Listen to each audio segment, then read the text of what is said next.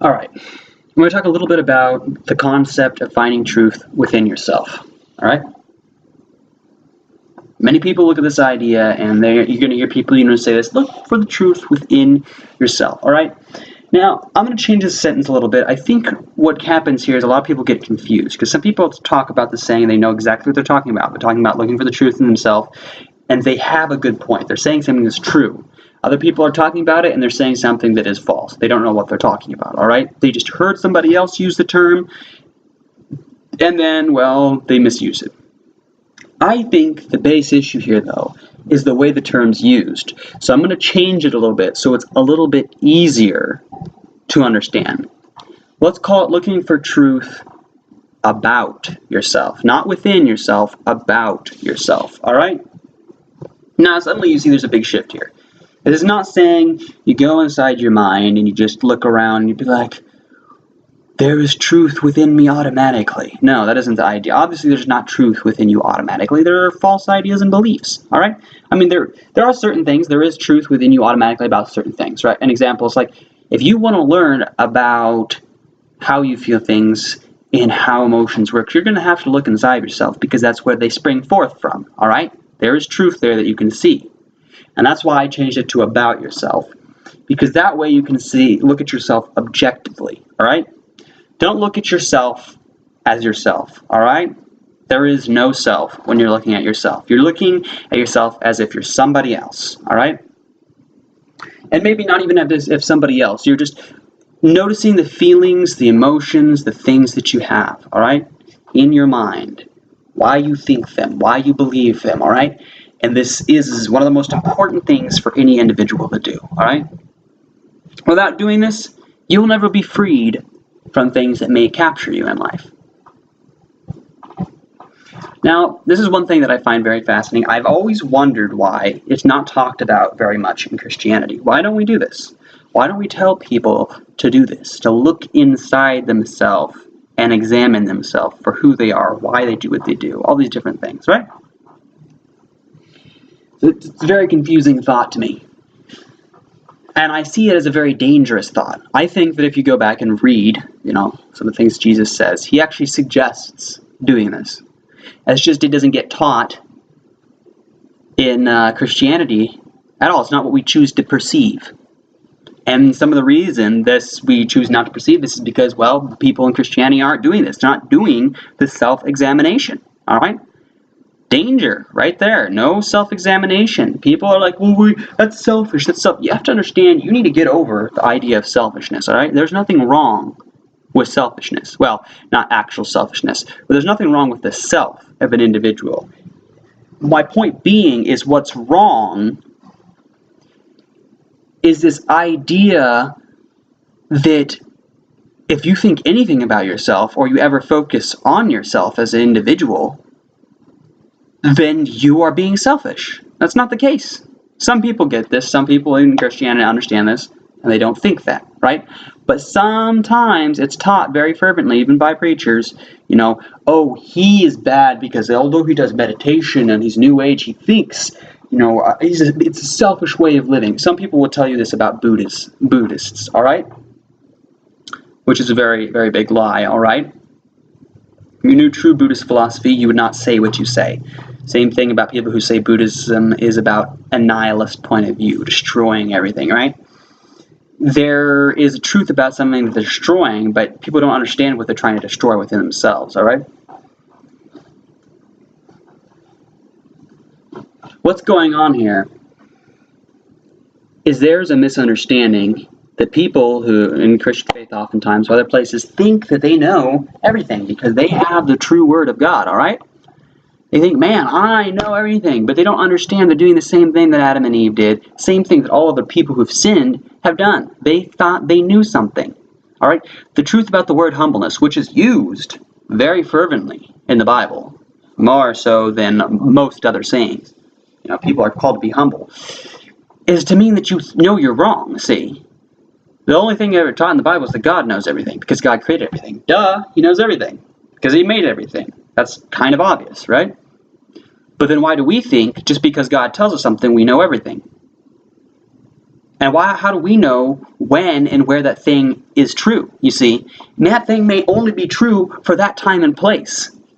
We want to just encompass it with everything else. But the fact is we don't know every situation, every setting, and how it works. There are certain base laws that God does give us because they can be applied to practically every situation, even then it's still not 100% perfect. And that's why the law was never perfect. You see, that's the problem with the law. All right, that's why Jesus said no man can be saved by the law. If the law was enough, man would be saved by the law, right? But it isn't. Because unfortunately, people cannot see the truth. All right? The law was not enough. And the problem being is if people could just try to live to the law and that was enough, well, then you'd be fine. So there's another issue here.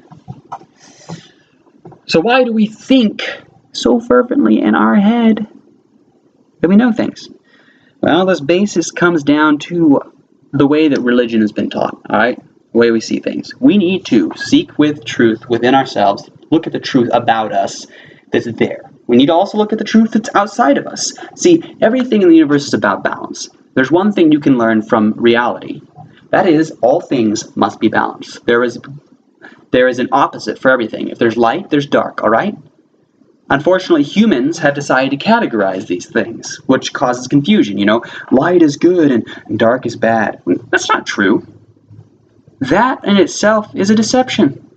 All right? You see, it's just an illusion. We just use it to compare two thoughts because, well, they're abstract. How are you supposed to compare something that can only be thought of in the mind that isn't present in reality? See, words can only describe reality and basic thoughts that are easy to communicate, right? But beyond that, more complex and higher degrees of thought cannot be communicated through words directly. So you use metaphors. You get people to think outside of the box. So what they do is they use a metaphor, then they look at their mind and compare their mind to that metaphor. You see what I'm saying? So suddenly they use something outside of themselves to compare and look at something inside of themselves because before they couldn't see it. That's why they do that. All right? That's why the Bible is full of metaphors. That's why the Bible is full of parables. All right? That's why the Buddha himself talked about things like that. He would go out and he would have these discourses with people, and he would talk in these metaphors. Like about elephants and blind people, and how the blind people would not be able to see the elephant because they're blind, but when they feel it, they might get misinterpreted ideas. Because when one blind person would touch the elephant, he touched the elephant, on the nose, and the other one would touch the elephant on the leg, and when they would come back and try to talk to it and tell each other about it, one would be like, no, the elephant is like this long noodle, right? His nose is like a long noodle. The other one would be like, no, he's like a tree trunk, because the leg, is like a tree trunk. And so then they would argue, but they just didn't realize they weren't seeing the full picture. So it is with people. Very bad, right? So this is why you see all these metaphors. But people have taken to the point where they think, well, we only need to rely on Jesus, or we only need to rely on this for changing ourselves. You know what I mean? There's nothing that we can do ourselves for this. It's just, all responsibilities pushed away. Well, this doesn't happen. God just wanted it to be that way. Now, in some cases that may be true, but God still wants you to live your life. All right? What's the point of somebody being made in the image of God if all they do is run around asking God for every little answer to the question? You see what I'm saying? What would be the point? They would have a meaningless existence. God gave them free will, the ability to look and judge, use their mind to do good things. But then all they do is ask God for every answer rather than figuring out any of it for themselves. No. Now, that's not a sin. It's not a sin. You're not a bad person if you do that.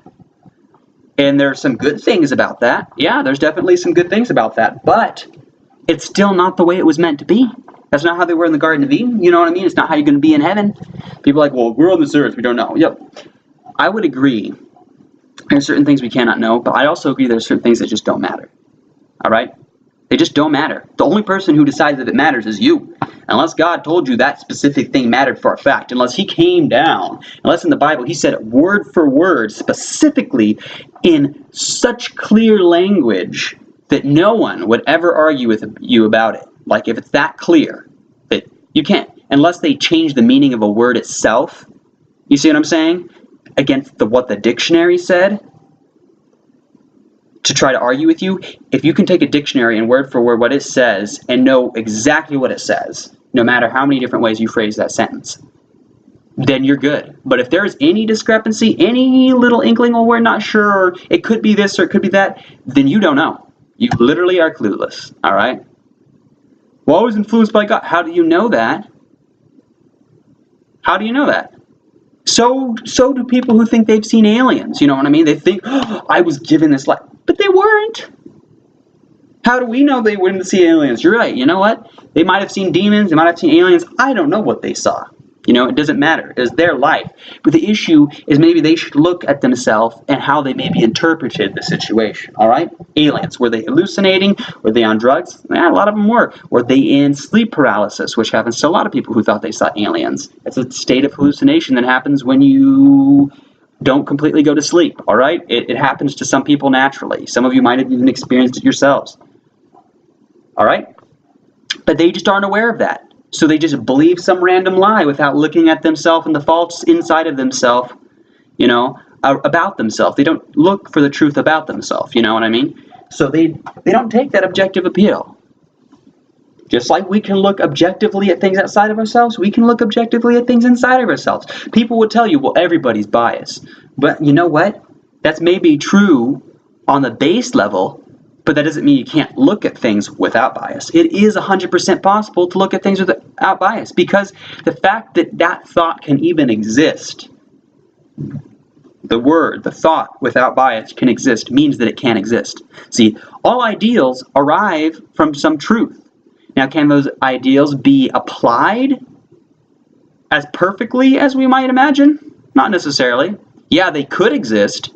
But are you going to make other people or other things work to that? No. I think ideals, you know, on a bigger scale might not work just because other people refuse them. See, it's not that the ideals don't work, it's the people themselves choose not to. You have to realize that. The only person who decides if an ideal works or not is you. So if you want it to work, it can work. All right? And for whoever it is, that person himself has to decide if that ideal is going to work. I know people want to tell you all these things. They just don't work. This can't happen. Blah, blah, blah. They're all lying. All right? They are all deceived. You'll find people out there who do live to that high standard. People who don't do anything that you thought was bad. So if they can do it, why can't you? Well, I'm different. No, you're not. What's different between you and them? Are you deformed? Unless you're physically deformed, unless your brain is physically wired, well, even if your brain is, your brain can change. So unless you're missing genetic information or have a physical deformity that affects your thought, like, you know, blood clot or destroyed parts of the brain that are very crucial to thought, you can do any of it. And you need to realize that. So can I, so can he, so can everybody. And isn't that a beautiful thing? Because if you didn't, you'd have no free will. You had no control over anything. The world wants to kind of tell you have no control over anything. It's not true. So, if anything, just remember that there is hope. There is a chance for change. So why not accept it?